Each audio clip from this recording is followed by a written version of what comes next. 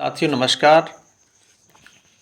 इस सीरीज में हम आपको लेकर चलते हैं जहां चौधरी महाराज सिंह भारती की लिखित पुस्तक ब्राह्मणवाद की स्वपरीक्षा, जिसे हम आपके सामने बता रहे हैं, उसके अगले अंक में है आत्मा की आवश्यकता। जीवों के शरीर का आदमी ने बड़ा सूक्ष्म अध्ययन किया है। मानव शरीर को ही ले लीजिए, उसमें करोड़ों छोटे छोटे सेल होते हैं। सेल जीवित होते हैं, विभाजित होकर एक सेल के कई सेल बनते हैं। हर सेल की आयु 45 दिन की होती है।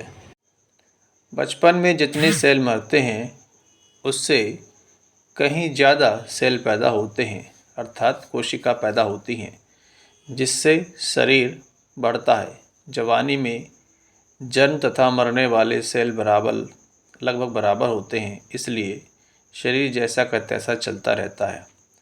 बुढ़ापे में कम सेल पैदा होते हैं, इसलिए शरीर सिकुड़ जाता है।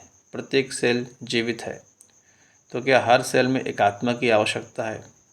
शरीर किस प्रकार काम करता है, इस सब का पूरा अध्ययन किया गया है।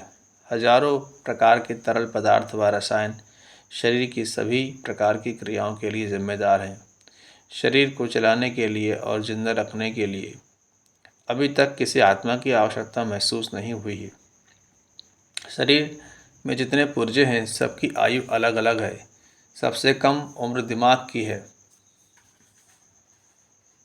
दिमाग की शक्ति दिमाग में पहुंचने वाले खून के अंदर मिली हुई ऑक्सीजन गैस से पहुंचती है। दिमाग में ऑक्सीजन कम पहुंचे तो आदमी बेहोश हो सकता है।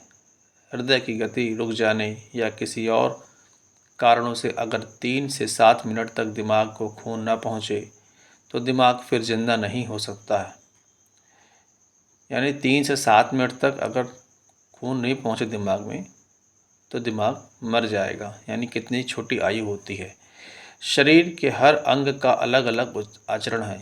किसी आत्मा के द्वारा शरीर का कोई भी भाग संचालित नहीं होता। शरीर के किसी भी भाग में सूक्ष्म से सूक्ष्म अध्ययन करने पर भी आत्मा जैसा पदार्थ नहीं मिला है।